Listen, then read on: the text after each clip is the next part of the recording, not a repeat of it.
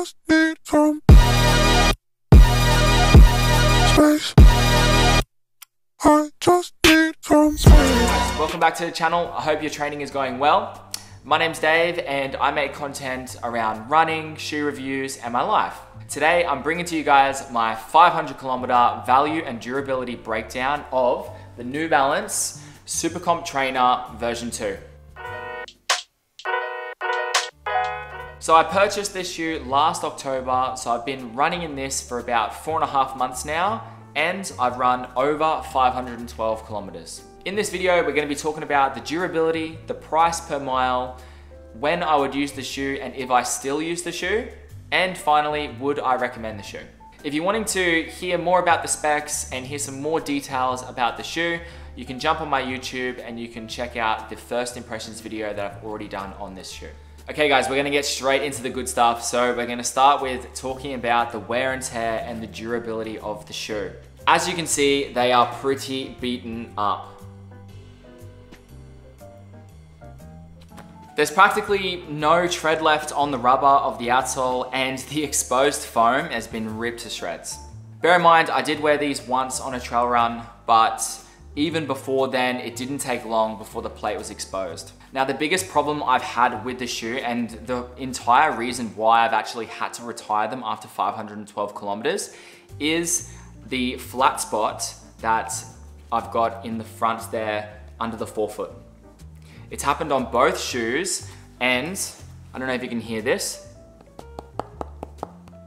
Soft, rock solid. It's rock solid. Yeah, the foam has pretty much disintegrated under the rubber there, meaning that it's just become rock solid underfoot. Meaning that you feel both the plate and the ground with every step, and it really just took away that max cushion aspect for me, which is really disappointing. So if I had to rate the outsole's durability, I would say probably maybe like a 5 out of 10 if I'm being generous. Although there's no signs of holes or stretching in the fabric on the upper, it still has a pretty good lockdown as well.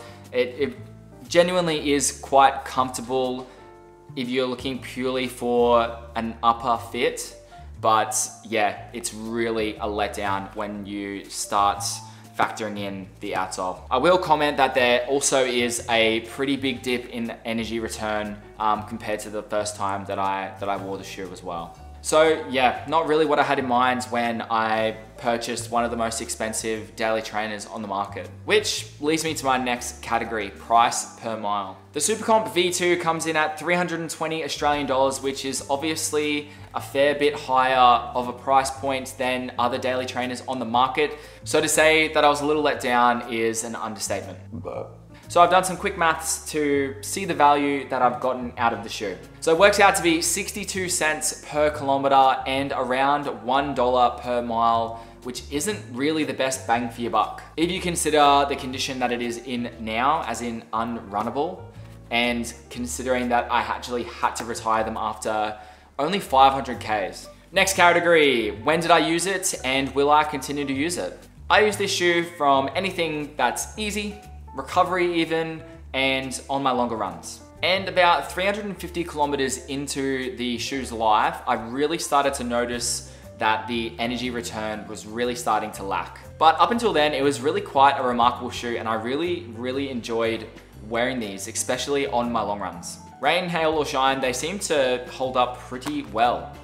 Grip-wise, comfort-wise, and energy return, which is a shame that they only made it to 500 Ks because they had what I thought was a pretty good formula for a really good competitor for Daily Trainer of the Year. Now, will I continue to use it? I've already spoiled this, but no, I've had to retire these just because of risk of injury. Because of that bald spot, it just made it too uncomfortable and I really lost that recovery aspect of the max cushion that was pretty much the whole reason that I wear a shoe like this in the first place, is to get the benefits of the recovery side of things as well as the comfort. And yeah, because of that bald spot and the exposed foam, I just lost both of those. The bald spot underneath with each stride, it literally feels like concrete.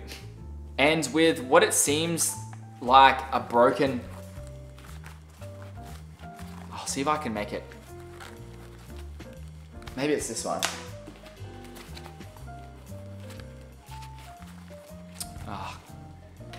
Of course, it doesn't do it when I'm filming, but I'm pretty sure that I've broken or cracked the carbon plate as well, because with each stride, it was sort of making like a noise, which again, isn't ideal.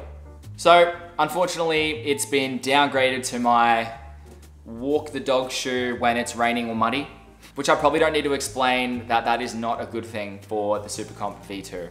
Okay, lastly, would I recommend this shoe? If you're looking for a shoe that's fun and responsive while also being comfortable and cushioned, then yes. If you're looking to spend a little bit more money that is necessary and a shoe that's got a pretty short wearable life, then yes, I would recommend this shoe.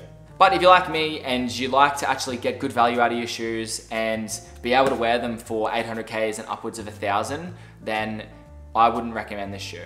But if I'm being honest, there's a few shoes out there that are much cheaper, just as durable and just as comfortable as well. So a few examples would be the Asics Gel Nimbus 25, the Nike Invincible Run 3, and the Asics Nova Blast 3. And hell, they're probably all on special somewhere at the moment.